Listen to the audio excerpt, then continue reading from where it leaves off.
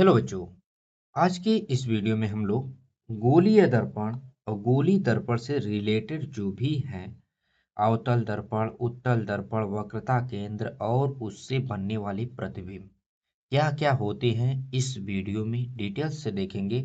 देखिए, हमारा बोर्ड तो बहुत बड़ा नहीं है, उनकी तरह चमकता हुआ है नहीं, लेकिन मैं डेली कंटिन्यू वीडियो डालता रहता हूं क्योंकि यहाँ पर हमने 100+ वीडियो डाल दिया है। लगभग हमें हो गया है 4 मंथ, लेकिन अभी तक हमारा 17 सब्सक्राइबर है। लेकिन बच्चों, यहाँ पर आप सब्सक्राइब करिएगा या नहीं करिएगा कोई बात नहीं, लेकिन बस इतना बताइएगा कि वीडियो में हमने जो बताया है आपको, क्या सभी चीज़ें अच्छे से एक्सप्लेन किया, क्या गलतियाँ रह गई, इसे बताया करिए।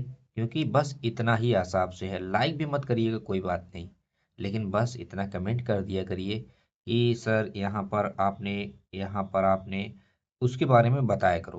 तो अब चलिए स्टार्ट करते हैं हम लोग गोलीय दर्पण के बारे में। गोलीय दर्पण क्या होते हैं?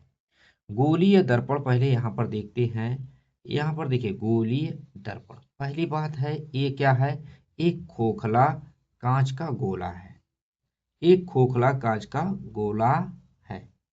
ठीक है, देखिए, इमेजिनेशन जब तक नहीं होगा, फटाफट पढ़ने से कुछ नहीं होगा भाई।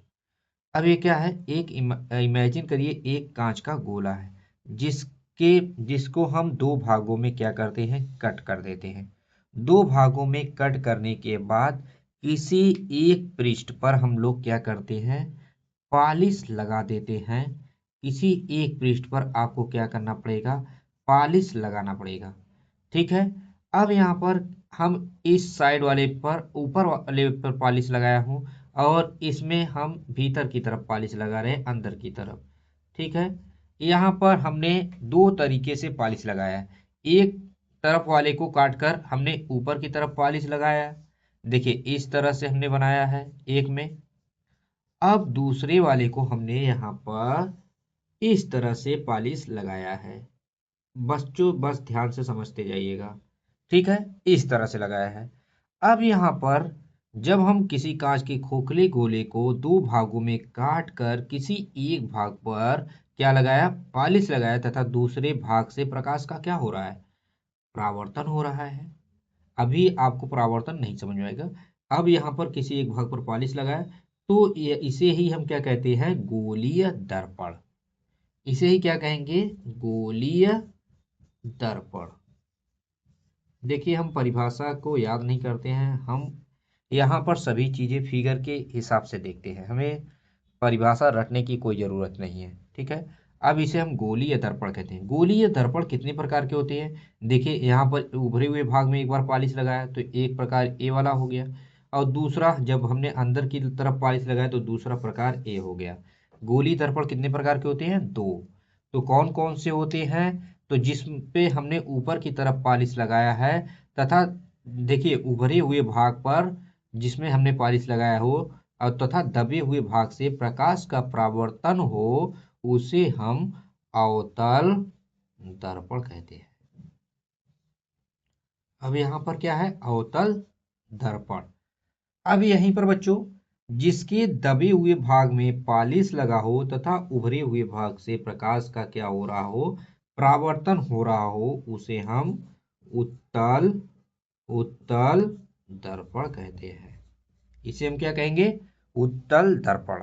अब यहाँ पर दो बातें तो आपको क्लियर हो गया होगा, किसे हम अवतल दर्पण बोलते हैं, किसे हम उत्तल दर्पण कहते हैं।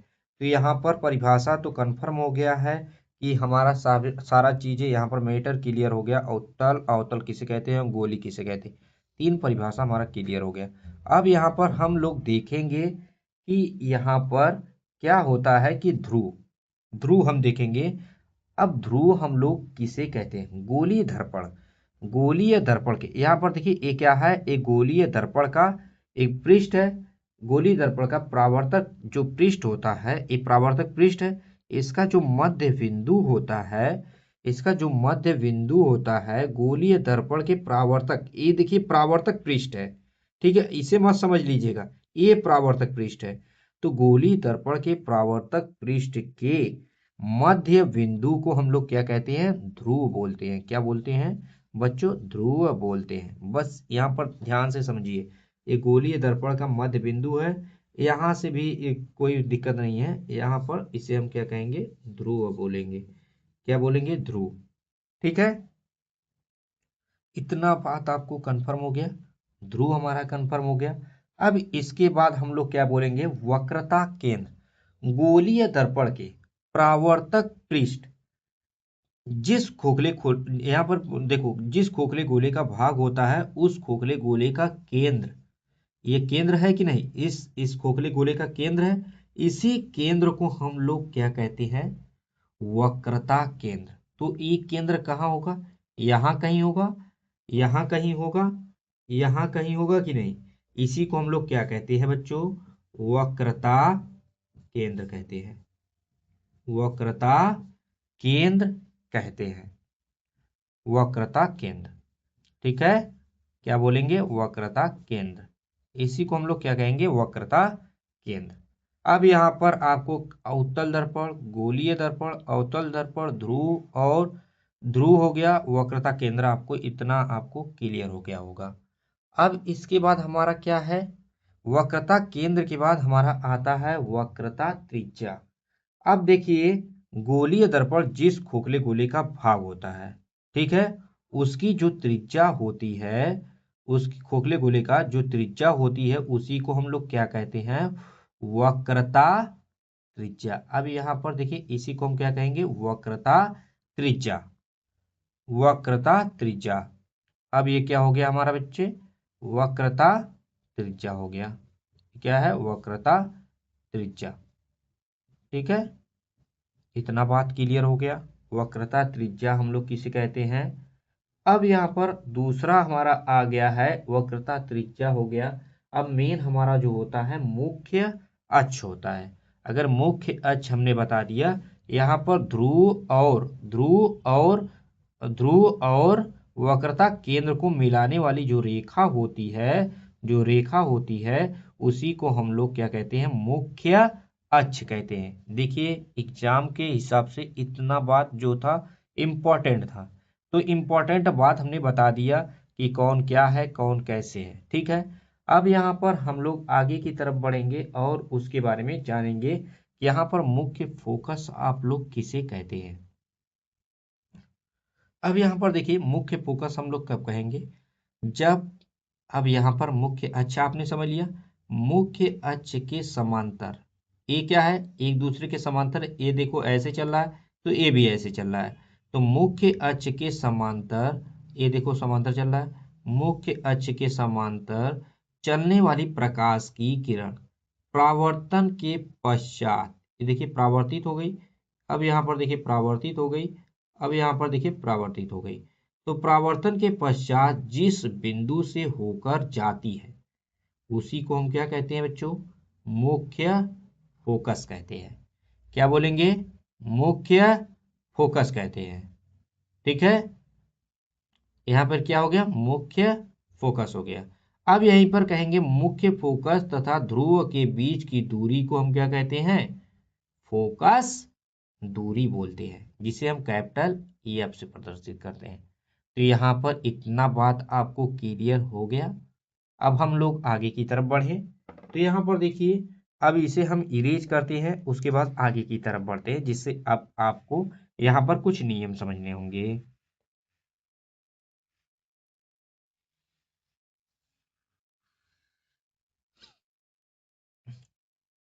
अब यहाँ पर देखिए, हमने यहाँ पर सबसे पहले हम अवतल दर्पण के बारे में समझेंगे। ठीक है, अवतल दर्पण, अब यहाँ पर आपको पता चल गया है ये क्या है, जिसे ध्रुव है, इसे हम P से प्रदर्शित करते हैं। वक्रता केंद्र है, वक्रता केंद्र देखो, इसे हम C से प्रदर्शित करते हैं।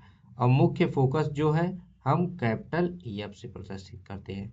ठीक है, इतना बात आपको क्लियर है कि नहीं।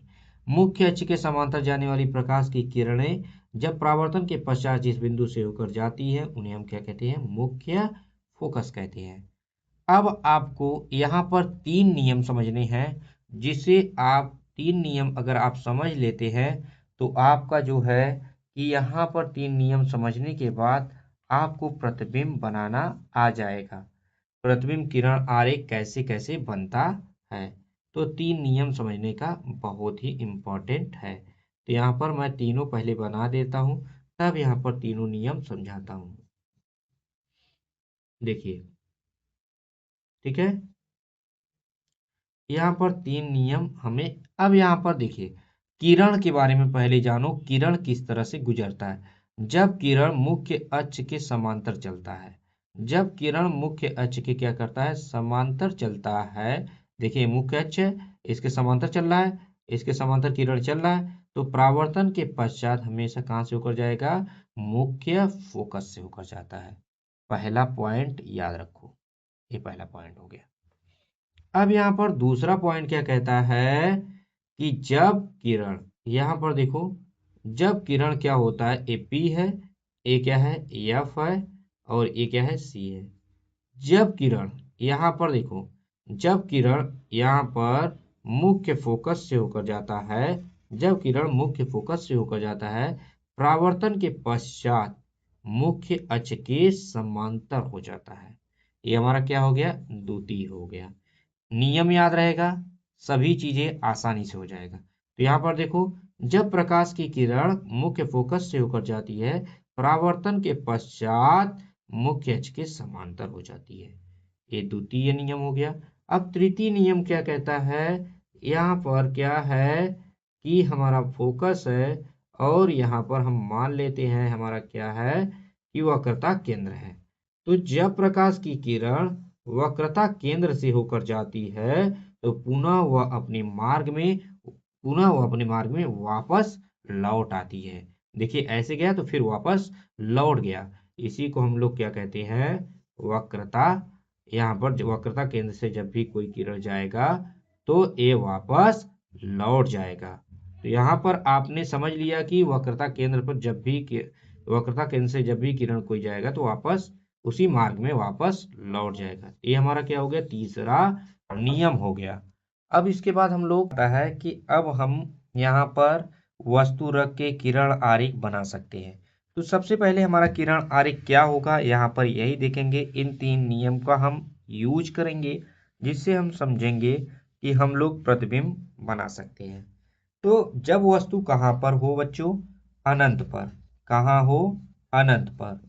तो यहाँ पर पहले जब वस्तु हमारी कहाँ, यहाँ पर लिख दीजिएगा, जब वस्तु हमारा अनंत पर हो तब हमारा प्रतिबिंब कहाँ पर बनता है। अब यहाँ पर देखिए, हम सबसे पहले अवतल दर्पण वाले पार्ट को कंप्लीट करेंगे, उसके बाद उत्तल दर्पण वाला। तो ये हमारा अवतल दर्पण है। तो कभी भी एग्जाम में जब भी बनाइएगा बच्चों, तो सबसे पहले यहाँ पर देखिए, ये हमारा क्या है, अनंत है। ये हमारा पार्ट क्या है, अनंत है। ये हमारा पार्ट क्या है, मुख्य अक्ष है। ठीक है, ये हमारा पार्ट जो है मुख्य अक्ष है, और ये वाला पार्ट जो है हमारा अनंत है। अब यहाँ पर देखिए, वस्तु कहाँ पर रखी गई है, अनंत पर रखी गई है। ठीक है, जब वस्तु अनंत पर रखी गई है, तो अब यहाँ से प्रकाश की किरणें क्या होंगी, गुजरेगी। तो प्रकाश की किरण जब भी गुजरेगा, यहाँ पर देखो, यहाँ से प्रकाश की किरण गई, तो अब देखो, अब यहाँ से ये क्या है, हमारा मुख्य फोकस है। ये हमारा क्या है, मुख्य फोकस है। तो जब प्रकाश की किरणें मुख्य फोकस से होकर जाती हैं, तो परावर्तन के पश्चात आपको मैंने बताया था, मुख्य अक्ष के समांतर हो जाती हैं। इतना हो गया कंफर्म। अब यहाँ पर बच्चों, ये हमारा क्या है, वक्रता केंद्र है। अब यहाँ पर देखिए, हम इसलिए नहीं बनाए वक्रता केंद्र, तब बनाते हैं जब हमारा फिगर जो होता है कंप्लीट हो जाता है।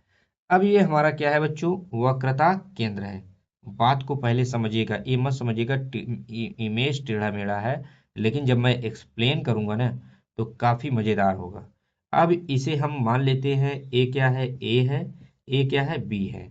अब यहाँ पर हमारा प्रतिबिंब जो है उल्टा बनता है। ठीक है, देखिए थोड़ा टेढ़ा मेढ़ा है, तो आप उसे समझ लीजिएगा। ये कहाँ बन रहा है, मुख्य फोकस पर। ठीक है, अब ये क्या है, ए डैश बी डैश है। ठीक है, ए डैश बी डैश। ठीक है कि नहीं। अब यहाँ पर देखिए, ए डैश बी डैश तो हमारा बन गया। अब कैसे लिखेंगे, एग्जाम में कैसे लिखोगे आप, यहाँ पर समझो। जब भी एग्जाम में लिखोगे तो यहाँ पर जब कोई वस्तु कहाँ पर रखी हो, अनंत पर, जब कोई वस्तु अनंत पर रखी हो तो प्रथम प्रकाश की किरण मुख्य फोकस से होकर जाती है, मुख्य फोकस से होकर जाती है, परावर्तन के पश्चात मुख्य अक्ष के समांतर हो जाती है तथा दूसरी किरण वक्रता केंद्र से होकर जाती है जो पुनः अपने मार्ग में वापस लौट जाती है। ये दोनों किरणें एक दूसरे को ए डैश पर काटती हैं या लिखिएगा मिलती हैं। ए डैश पर जिस बिंदु पर काटती हैं उनका प्रतिबिंब मुख्य फोकस पर बनता है। कैसा? वास्तविक उल्टा वस्तु से बहुत छोटा बनता है। बस इसी चीज को आपको क्या करना है, फॉलो करना है। तो यहाँ पर अगर एक चीज आप समझ गए तो बाकी सभी किरण आरेख आप आसानी से समझ जाएंगे। अब आगे की तरफ बढ़ते हैं जिससे अब और आप आसानी से समझोगे किरण आरेख हमें कैसे समझना है। तो यहाँ पर देखिए, अब यहाँ पर हमारा हो गया, इतना हो गया ना।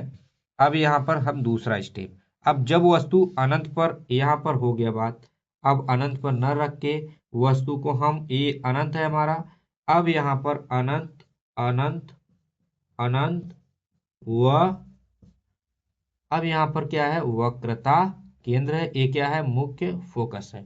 ठीक है, तो अनंत व वक्रता केंद्र के बीच देखिए, हम कुछ भी परिभाषा यहाँ पर रटाएंगे नहीं, सभी परिभाषा आपको अपने आप आ जाएगा। अब जब हम वस्तु कहाँ पे रख रहे हैं बच्चों, यहाँ पर रख रहे हैं। ठीक है, जब वस्तु अनंत और वक्रता केंद्र के बीच रख रहे हैं तो प्रथम प्रकाश की किरण कहाँ से होकर जाती है, मुख्य अक्ष के समांतर होकर जाती है। प्रथम प्रकाश की किरण कहाँ से होकर जाती है, मुख्य अक्ष के समांतर होकर जाती है। परावर्तन के पश्चात कहाँ से होकर जाती है, मुख्य फोकस से होकर जाती है तथा द्वितीय प्रकाश की किरण, अब देखिए दो नियम हर में लगेंगे। द्वितीय प्रकाश की किरण कहाँ से होकर जाती है बच्चों, वक्रता केंद्र से होकर जाती है, वह अपने मार्ग से पुनः वापस लौट जाती है। ये दोनों किरणें आपस में कहाँ पर मिलती हैं, वक्रता केंद्र और मुख्य फोकस के बीच में मिलती हैं या एक दूसरे को काटती हैं। तो ए क्या था, ए हमारा ए है, ए हमारा बी है, ए हमारा ए डैश है, ए हमारा बी डैश प्रतिबिंब बनता है। तो अब इसका आप परिभाषा लिखोगे तो कैसे लिखोगे, जब वस्तु, यहाँ पर देखो परिभाषा कैसे लिखोगे, जब वस्तु अनंत तथा वक्रता केंद्र के बीच स्थित हो तो मुख्य अक्ष के समांतर, अब यहाँ पर बोलोगे मुख्य अक्ष के समांतर प्रथम प्रकाश की किरण मुख्य अक्ष के समांतर होकर जाती है तथा परावर्तन के पश्चात मुख्य फोकस से होकर जाती है तथा द्वितीय प्रकाश की किरण वक्रता केंद्र से होकर जाती है, पुनः अपने मार्ग में वापस लौट जाती है। ये दोनों किरणें बिंदु ए डैश पर मिलती हैं जिनका प्रतिबिंब ए डैश बी डैश बनता है, ए डैश बी डैश बनता है, वास्तविक उल्टा वस्तु से छोटा। ठीक है, बस इस तरह से आप लिख दोगे, आपका 5 नंबर कहीं नहीं जाएगा। इतना कंफर्म हो गया। अब यहाँ पर एक स्टेप और आगे बढ़ते हैं, जब वस्तु कहाँ पर रखी हो, अब वक्रता केंद्र पर आ जाते हैं। देखिए, एक ही वीडियो में एक याद कर लोगे, जब वस्तु कहाँ पर रखी हो बच्चों, यहाँ पर ए अनंत को छोड़ दो। अब यहाँ पर क्या है, वक्रता केंद्र पर, ए क्या है हमारा मुख्य फोकस, ये हमारा क्या है, वक्रता केंद्र। अब वस्तु हमने यहाँ पर रख दिया है। तो जब वस्तु वक्रता केंद्र पर स्थित हो तो हम लोग क्या करते हैं, तो यहाँ पर देखिए, अब यहाँ पर क्या है, वक्रता केंद्र पर स्थित है। अब यहाँ पर एक किरण क्या जाएगा, मुख्य अक्ष के समांतर चली जाएगी। मुख्य अक्ष के समांतर जाने वाली प्रकाश की किरण परावर्तन के पश्चात कहाँ से होकर जाती है बच्चों? मुख्य फोकस से होकर जाती है। ठीक है, अब यहीं पर ये किरण हमारा मुख्य फोकस से सॉरी, यहाँ पर टेढ़ा मेढ़ा हो गया। अब यहाँ से थोड़ा सा हम लोग क्या करेंगे, ऐसे कर देंगे। ठीक है, थोड़ा टेढ़ा मेढ़ा हो जाएगा तो आप उसे देख लीजिएगा। ठीक है, अब यहाँ पर कहाँ पर आ गया? वक्रता केंद्र पर ही आ गया। तो देखिए देखिए वस्तु थोड़ा सा छोटा दिखाई दे रहा है, आप लोग इसे बराबर कर लीजिएगा। ठीक है, यहाँ पर करते नहीं तो ज्यादा दिक्कत हो जाएगा। ठीक है, टेढ़ा मेढ़ा हो गया है, इसे थोड़ा सा सीधा कर लीजिए।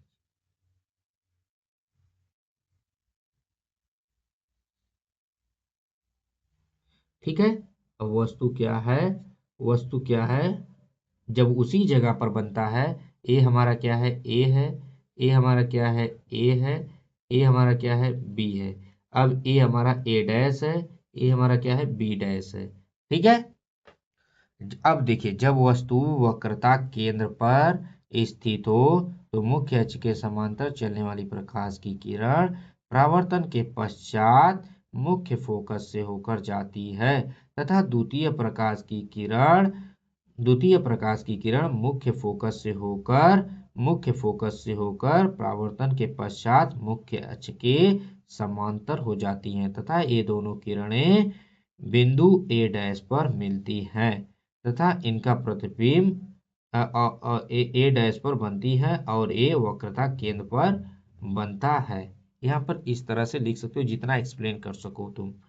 ठीक है, वक्रता केंद्र पर और वस्तु से क्या? वस्तु के बराबर उल्टा उल्टा और वास्तविक प्रतिबिंब बनता है।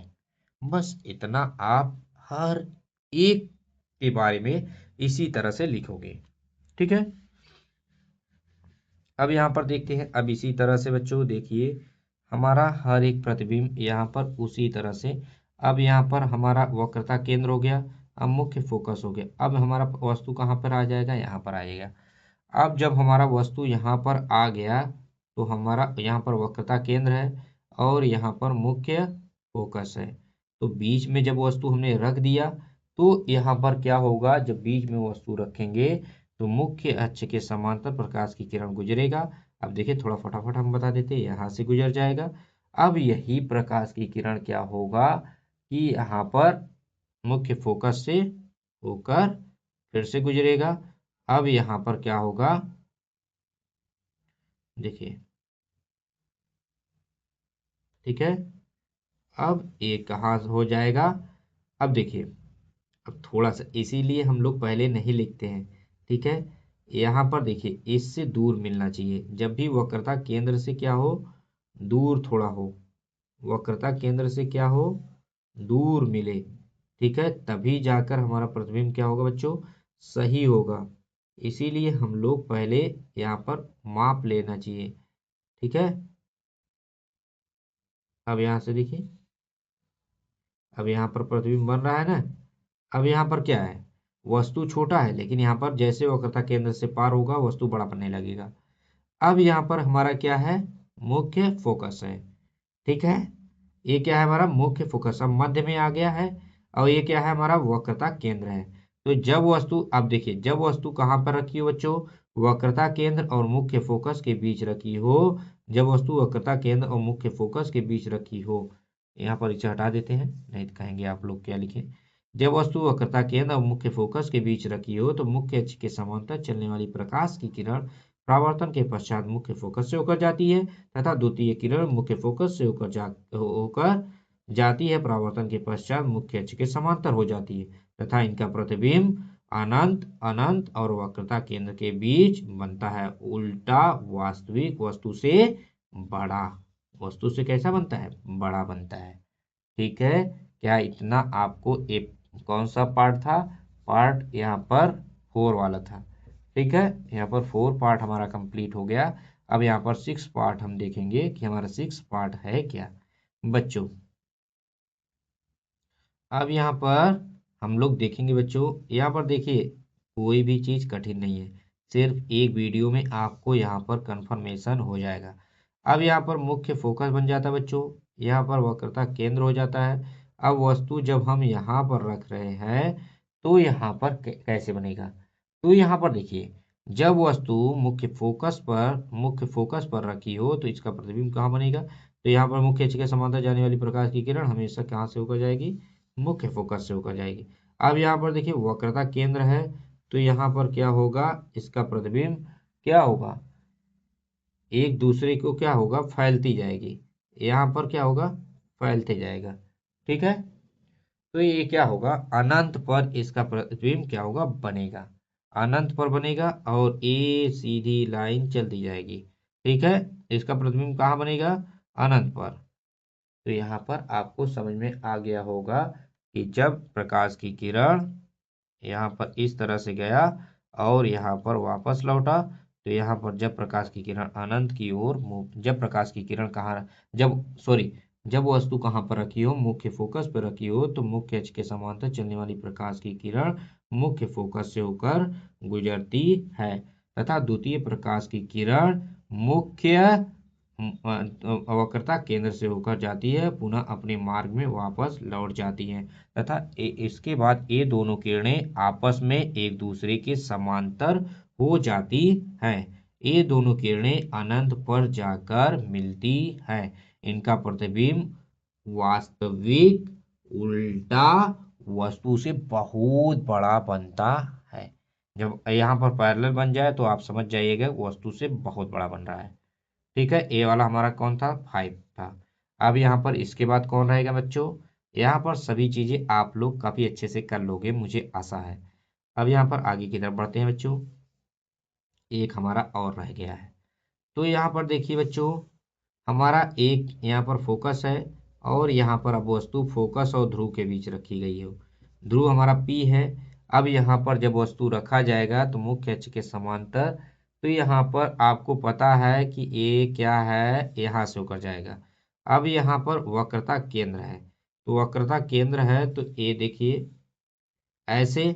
अब जब हम इसे आगे की तरफ इस किरण को ले जाएंगे, यहाँ पर पीछे की तरफ फैलाएंगे, तो एक किरण क्या होगा, फैलता जाएगा, एक किरण क्या होगा, आगे की तरफ फैलता ही जाएगा, ऐसे फैलता जाएगा।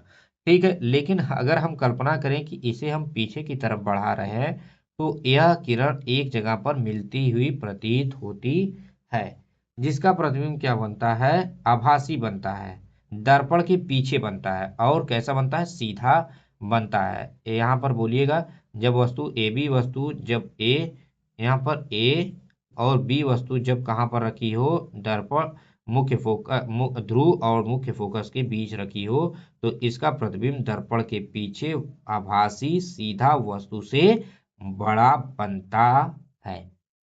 तो यहाँ पर किरण के बारे में हमने कई बार एक्सप्लेन किया, आप उस तरह से किरण के बारे में एक्सप्लेन कर देंगे। तो यहाँ पर आपको परिभाषा लिखने में हमें लगता है कि कोई भी कंफ्यूजन नहीं होगा। अगर वीडियो आपको अच्छा लगा हो तो प्लीज़ लाइक करिएगा। प्लीज़ यहाँ पर हमें कोई वो नहीं है कि आप यहाँ पर सब्सक्राइब ही करिए, सिर्फ आप कमेंट कर दीजिए कि वीडियो में हमने कोई मिस्टेक तो नहीं किया। यहाँ पर हमने जो लोग यहाँ पर ग्रीन बोर्ड पर समझाते हैं, क्या हमने इस बोर्ड पर उतना अच्छे से नहीं समझाया, बस यही बात आपको बता देनी है। ठीक है, थैंक यू।